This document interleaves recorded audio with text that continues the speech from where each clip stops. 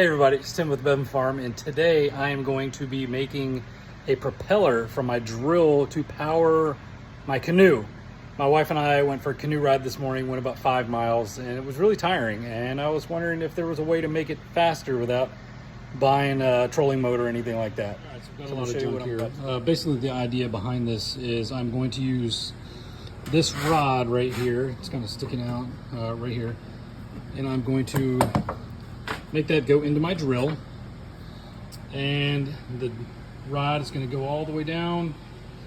I'm going to have some washers and a wing nut here on the end, and I'm going to use this piece of metal that I kind of real roughly sketched out a propeller design with. I'll twist it a little bit, and I'm going to use this copper tubing just to make it a little more rigid.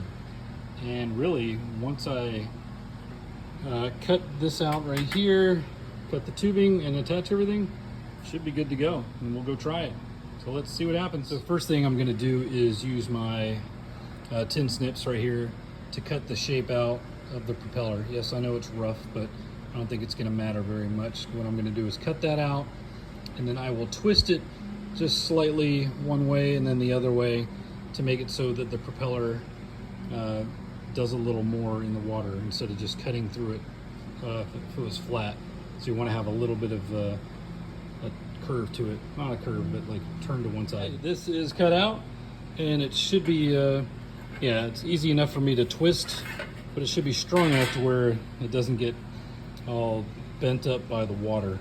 So all I'm going to do is just kind of give it a twist for either side, and yeah, it should be good enough for me to attach to the rod and the tubing. All right, what I'm going to do now is drill a hole right there in the center that is slightly larger than the threaded rod that I have, and that way I can slide it through there, and then I can attach the nut and the washer to it. So got my drill here, which is going to end up powering the propeller anyway, and I'll drill a hole through there. All right, I have it drilled, and I've got the nut and the washer on both sides.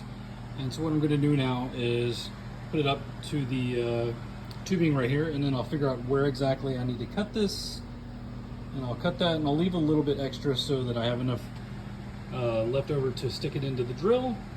And yeah, we should be ready to go after that. I got it all together, and it seems super sketchy and dangerous, but I'm going to turn it on to the lowest setting and show you what it looks like.